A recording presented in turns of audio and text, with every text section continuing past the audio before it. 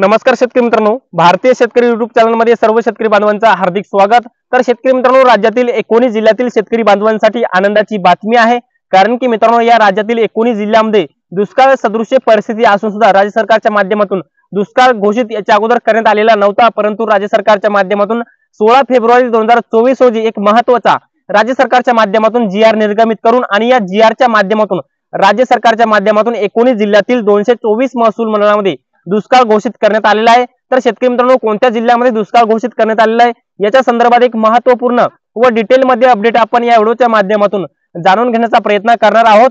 तर नमस्कार, मी ज्ञानेश्वर सवणकर स्वागत करतो भारतीय शेतकरी युट्यूब चॅनलमध्ये। तर शेतकरी मित्रांनो, आमच्या चॅनलवर जर नवीन असाल तर चॅनलला नक्की सबस्क्राइब करायला विसरू नका, जेणेकरून शेती संबंधित असेच नवनवीन अपडेट्स तुम्हाला सर्वप्रथम आमच्या चॅनलवर पाहायला मिळतील। तर चला तर मित्रांनो, व्हिडिओला सुरुवात करूया। तर शेतकरी मित्रांनो, राज्य सरकारच्या माध्यमातून पहिल्या जीआरच्या माध्यमातून जवळपास 16 तालुके आणि त्याच्या व्यतिरिक्त 24 तालुके म्हणजे राज्य सरकारच्या माध्यमातून पहिल्या जीआरच्या माध्यमातून एकूण 40 तालुक्यामध्ये पहिल्या जीआरच्या माध्यमातून दुष्काळ घोषित केला।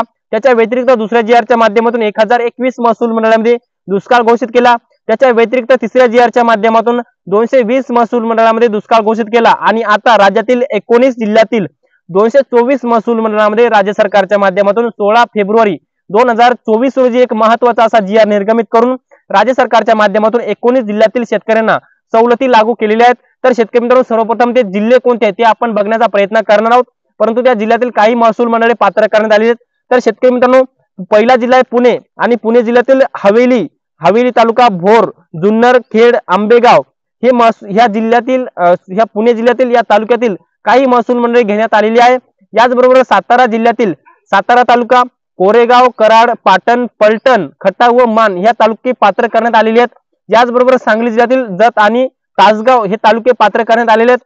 सोलापूर जिल्ह्यातील उत्तर सोलापूर, दक्षिण सोलापूर तालुका, अक्कलकोट, मोहोळ, पंढरपूर व मंगळवेढा या तालुक्यातील काही महसूल मंडळे राज्य सरकारच्या माध्यमातून पात्र करण्यात आलेली आहेत।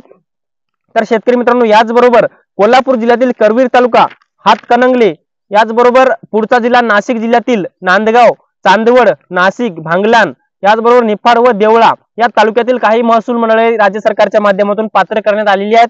याचबरोबर धुळे जिल्ह्यातील धुळे, साक्री व शिरपूर या 3 तालुक्यातील बहुतांश महसूल मंडळे घेण्यात आलेली आहेत।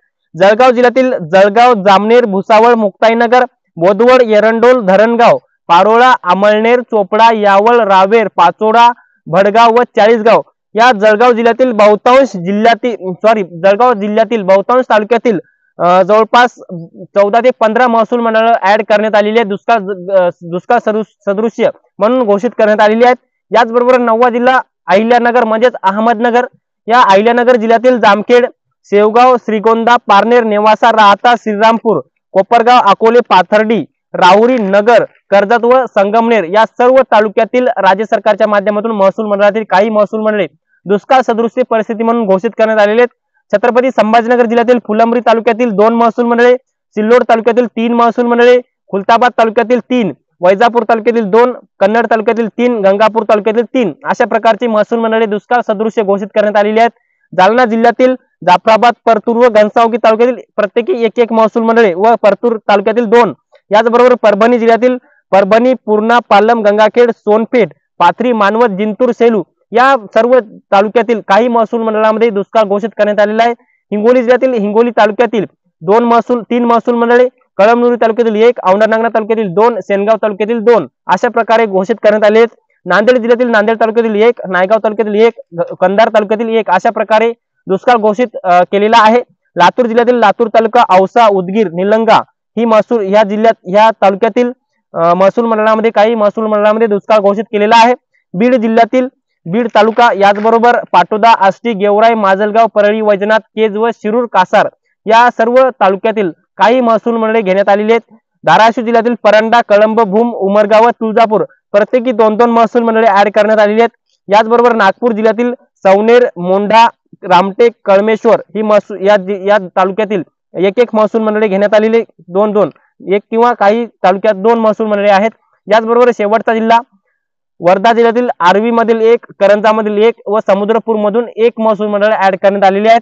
तर शेतकरी मित्रांनो, एकंदरीत राज्यातील या 4थ्या जीआर नुसार राज्य सरकारच्या माध्यमातून 4थ्या जीआर नुसार जवळपास 19 जिल्ह्यातील 224 महसूल मंडळे दुष्काळ सदृश्य घोषित करण्यात आलेले आहेत।